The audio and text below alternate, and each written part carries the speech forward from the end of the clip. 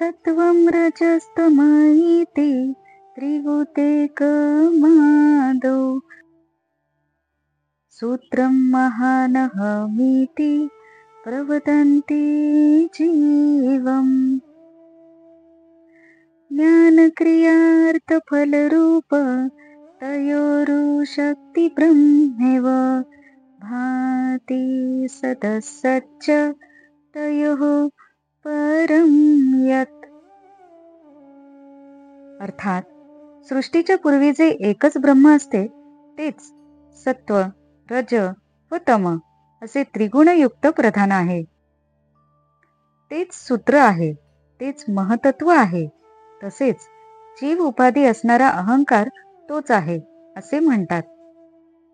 ज्ञानरूप देवता सर्व क्रिये, इंद्रिये, विषय व सुखादी फले या रूपाने प्रचंड शक्ती असलेले ब्रह्मच भासते. तसेच स्थूल व सूक्ष्म अर्थात कार्य व कारण हेही ब्रह्मच आहे. कारण त्या कार्यकारणांचेही मूळ कारण ब्रह्मच आहे.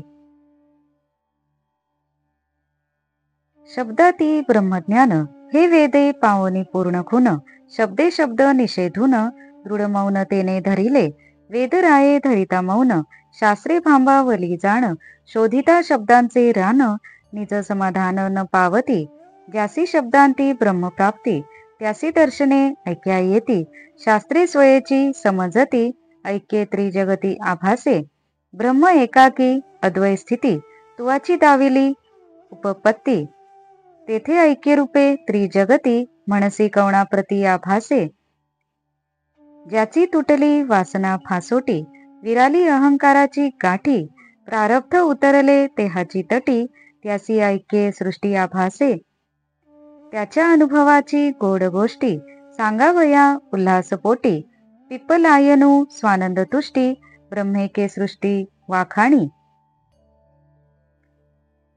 ब्रह्म निज ऐक्य परिपाटी प्रपंचू ब्रह्मत्वेची उठी संता संत सकळ सृष्टी देखती दृष्टी ब्रह्मरूप जेवी नभी निळिमेचे भान तेवी ब्रह्मी माया नांदे संपूर्ण नवलतीयेचे विंधान नपुंसका जाण पुरुषत्व केले अगाध तिचा पतिव्रता धर्म नपुंसकी उपजवी काम अनाम्य ठेवी नाम की निष्कर्मा कर्म तिचेनी ते निसंग संगा रातली स्पर्शे विण गुरविणी झाली प्रधान महतत्वे गर्भा आली तेथ त्रिगुणाते व्याली विकारयुक्त विद्या अविद्या निज स्वभावी जीवशिवांची भेद पदवी प्रिया पुरुषाते भोगवी ज्ञानाज्ञान गावी वसोनिया जेवी सुवर्णी अलंकार तंतु माझी पटाकार भिंतीवरी भासे चित्र देवी माया साकार ब्रह्मी भासे. अर्थात शब्दवृत्ती सोडल्यानेच ब्रह्मज्ञान होते. हे रहस्य पूर्णपणे ओळखून वेदाने शब्दाने शब्द व्यर्थ ठरविला, त्याचा निषेध केला आणि मौन धारण केले. पण त्यामुळेच भांबावलेली शास्त्रे शब्दांचे अरण्य शोधू लागली, पण त्यांना आत्मसमाधान लाभले नाही. वेदांचा अर्थ समजावून घेऊन जे ब्रह्मज्ञ होतात त्यांच्या ठिकाणी सर्व दर्शने एक होतात. शास्त्रे आपोआप आकलन होतात आणि त्रिभुवन एकरूप दिसू लागते. यावर राजाने विचारले, हे मुने, आपण आत्ताच सांगितलेत की ब्रह्म हे एकाएक व अद्वितीय आहे, तेव्हा त्रिभुवन एकरूपाने भासते असे जे म्हणता ते कोणाला? त्यावर मुनी म्हणाला, हे राजा, ज्याच्या वासनेचा पाश तुटला आहे, अहंकाराची गाठ सुटली आहे आणि प्रारब्ध देहाच्या अधिष्ठानावर भोगले गेले आहे, त्यालाच त्रिभुवन एकरूपाने भासते. त्याच्या अनुभवाची मधुर कथा राजास सांगावी असं पिप्पलायन मुनीच्या मनाला उल्हास वाटला आणि तो मोठ्या आनंदाने सर्व सृष्टी ब्रह्मरूप कशी आहे ते सांगू लागला. ब्रह्म एकच आहे आणि हा प्रपंच भासला तरी तोही ब्रह्मरूपच आहे. हे ओळखणारे लोक जगातील बऱ्या वाईट सगळ्याच गोष्टींना ब्रह्मरूप म्हणतात. आकाशात निळा रंग भासतो त्याप्रमाणे ब्रह्मामध्ये माया नांदते. तिची शक्ती विलक्षण आहे. ते ब्रह्म म्हणजेच नपुंसक तत्व. त्या ठिकाणी मायेनेच पुरुषत्व निर्माण केले आहे. ती नपुसक ब्रह्माच्या ठिकाणी काम उत्पन्न करते. ज्याला नाम नाही त्याला नाम देते. जे कर्मरहित आहे त्याला तिच्यामुळे कर्म चिकटते. असा तिचा पतिव्रता धर्म विचित्र आहे. असंग असे जे ब्रह्म, त्याला संग तीच निर्माण करते आणि त्याच्या स्पर्श वाचूनही ती गर्भवती होते. तिला प्रधान व महतत्व ही अपत्ये होतात आणि 3 गुण व विकार हे तिचे पुत्र. तिचा स्वभाव दुहेरी आहे, एक विद्या व दुसरी अविद्या. त्या 2 स्वभावांनी म्हणजे अविद्येने जीव व विद्येने शिव हा भेद तिने उत्पन्न केला. ती पुरुषाला अतिप्रिय झाली व ज्ञान अज्ञान रूप गावामध्ये राहून तिने त्या पुरुषाला आपला भोग घ्यायला लावले. सुवर्णामध्ये जसा दागिना, तंतूमध्ये जसा वस्त्राचा आकार व भिंतीवर जसे चित्र भासते, त्याप्रमाणे ब्रह्मामध्ये मायेमुळे आकार भासतात. नात्मा जान न मरिष्यति नैधते सो न क्षीयते सवन्विद्व्यभिचारिणा.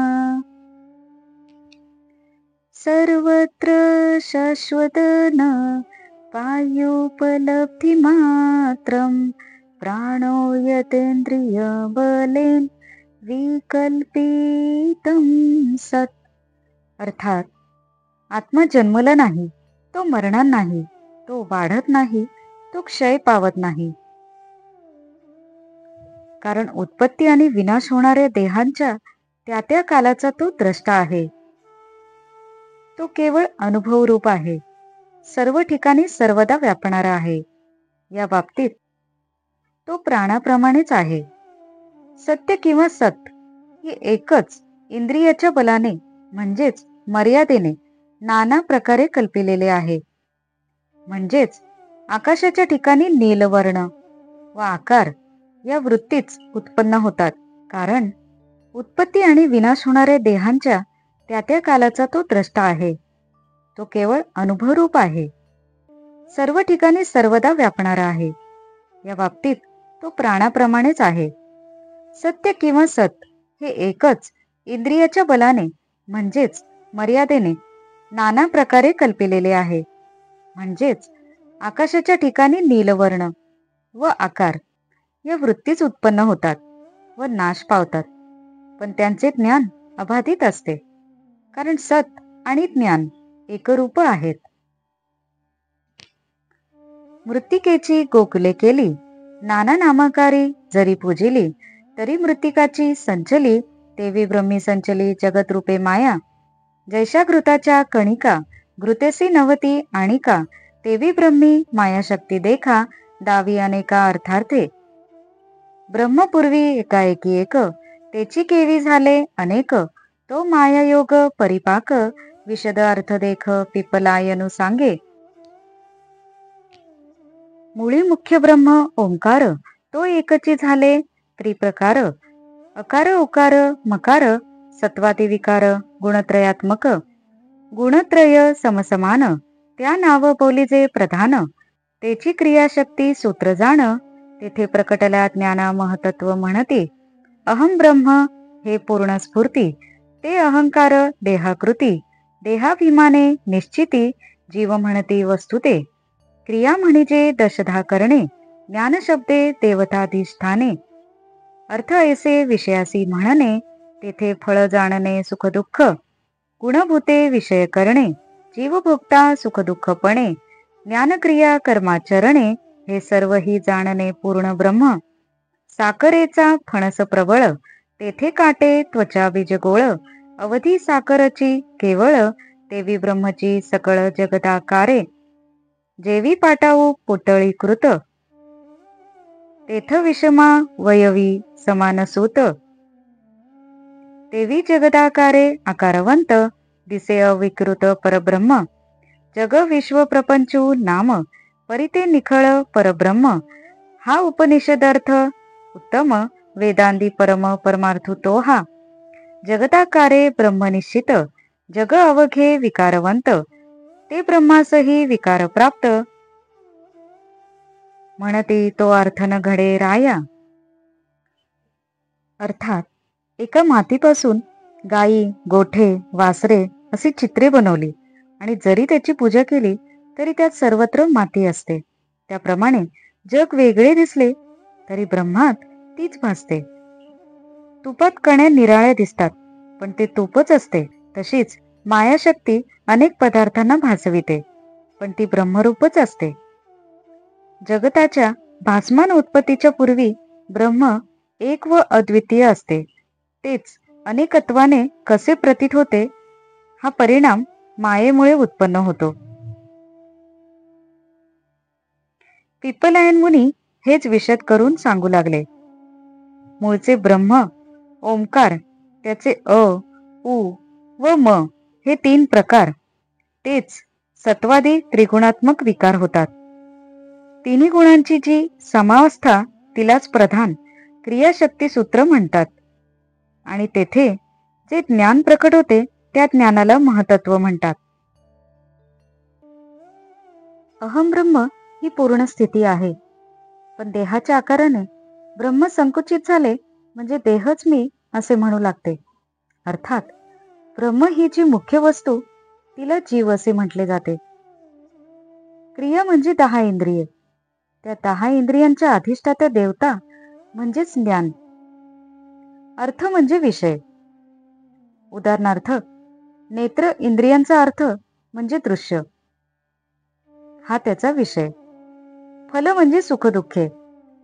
आता समजून घ्यायचे ते असे की गुणांचे विकार असे विषय म्हणजेच दृश्य, शब्द, स्पर्श इत्यादी, त्यांचे ग्रहण करणारी इंद्रिये, सुखदुःख भोगणारा जीव आणि कर्मांच्या आचरणाने युक्त असलेले ज्ञान व क्रिया हे सर्व ब्रह्मच आहे.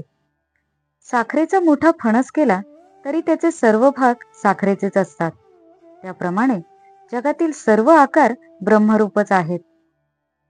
चिंध्यांची बाहुली केली आणि तिचे वेगवेगळे हात, पाय वगैरे अवयव दाखवले तरी त्यात केवळ सूतच असते. त्याप्रमाणे जगताच्या रूपात आकारास आले असले तरी मूळ एकच ब्रह्म असते. जरी जगाला विश्वप्रपंच म्हटले तरी ते नुसते नाव आहे. ते शुद्ध परब्रह्मच आहे. हा उपनिषदाचा अंतिम अर्थ होय. पण जे ब्रह्म जगताकार झाले ते जगताप्रमाणेच विकारवान होते असे कित्येक म्हणतात.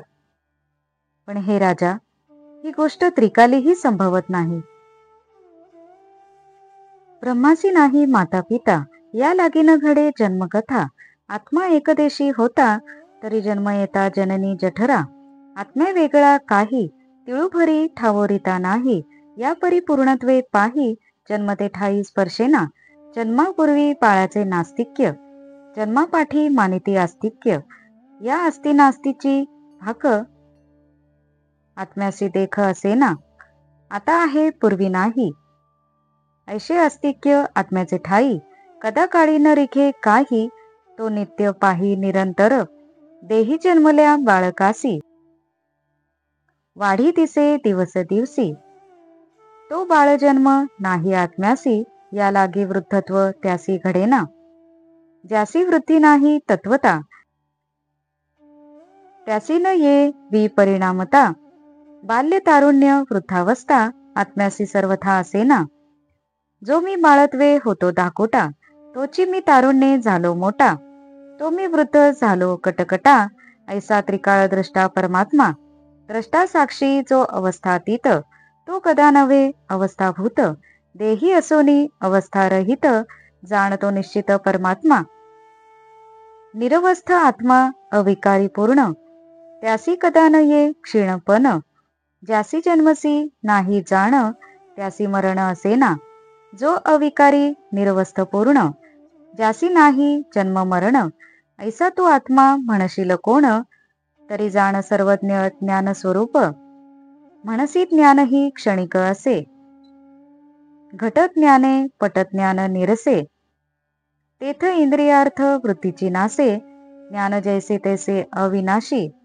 त्याची अर्थीचा पूर्ण दृष्टांत, जेवी प्राणू देहाते वाढवित, तो देहोची होय अवस्थाभूत, प्राण निरवस्थ जैसा तैसा, प्राण देहाते चाळिता, त्यासी न बाधी देहावस्था, आत्मा प्राणाते चेतविता, त्यासी देहावस्था असे ना. अर्थात ब्रह्माला माता व पिता नाहीत, त्यामुळे त्याला जन्म येण्याचा प्रश्नच नसतो. आत्मा जर विशिष्ट जागेपुरता मर्यादित असता तर मायेच्या पोटी जन्माला आला असता. पण आत्मा सर्वव्यापी आहे, सतत आहे, त्यामुळे आत्मा नाही आणि तो जन्माला येणार अशी घटना घडत नाही.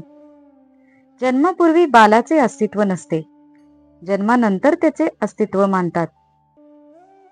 पण नव्हता आणि आहे असे वर्णन आत्म्याचे करता येत नाही. आत्मा आत्ता आहे व पूर्वी नव्हता असे त्याचे वर्णन करता येत नाही, कारण तो नित्य व अखंड आहे.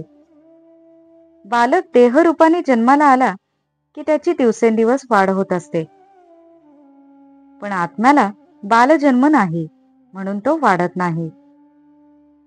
जे वाढत नाही त्याचा ऱ्हासच संभवत नाही, त्यामुळे आत्म्याला बाल्य, तारुण्य, म्हातारपण अशा अवस्था नाहीत. मी लहान होतो, बाल होतो, तोच तारुण्याने मोठा झालो आणि आता म्हातारा झालो, अशा तिन्ही अवस्था पाहणारा आत्मा होय. जो द्रष्टा असतो, साक्षी असतो व नेहमी अवस्थांच्या पलीकडे असतो, तो केव्हाही अवस्थांच्या मर्यादेत अडकत नाही. अर्थात देहात असूनही तो परमात्मा निश्चितपणे अवस्थारहित असतो. अवस्थाशून्य आत्मा पूर्ण आहे, निर्विकार आहे. याचा अर्थ असा की तो क्षीण होत नाही. तसेच ज्याला जन्मच नाही त्याला मरण कुठचे? पण निर्विकार, अवस्थारहित, जन्म मरणरहित असे नकारात्मक वर्णन ज्या आत्म्याचे केले, तो कसा आहे त्याचे सकारात्मक वर्णन काय, असा जर तू प्रश्न विचारशील तर असे जाण की तो सर्वज्ञ व ज्ञानस्वरूप आहे. यावर तू म्हणशील की आपण जेव्हा मातीचा घट पाहतो तेव्हा घटत्वाचे ज्ञान आपल्याला होते. त्या ज्ञानाच्या वेळी पट म्हणजे वस्त्र याचे ज्ञान संभवत नाही, किंवा आपल्या दृष्टीपुढे तंतू म्हणून काही दिसत नाही, पण पट दिसतो. म्हणजेच ज्ञानाचा भाव आणि अभाव असतो. म्हणून आत्मा ज्ञान रूप असेल तर तो नाही अशी अवस्था असणारच. वरवर पाहता ही शंका बरोबर वाटते, पण खरे असे आहे की ज्ञानाचा निराश होत नाही. इंद्रियांच्या विषयाकडे वळलेली ही वृत्ती असते, तिचा नाश होतो. ज्ञान जसेच्या तसे अविनाशी असते. याविषयीच मी एक दृष्टांत सांगतो. प्राण देहामध्ये असतो, त्याच्या आधाराने सर्व क्रिया चालतात. पण देह हा बाल्य, तारुण्य, वार्धक्य अशा अवस्थात बदलतो. प्राण मात्र बदलत नाही, तो अविकारी राहतो. प्राण देहाकडून सर्व क्रिया करवितो, पण देहाच्या अवस्था प्राणाला बाधक करू शकत नाहीत. आणि आत्मा तर प्राणालाही सामर्थ्य देणारा आहे. तेव्हा देहाच्या अवस्था त्याला कशा असणार?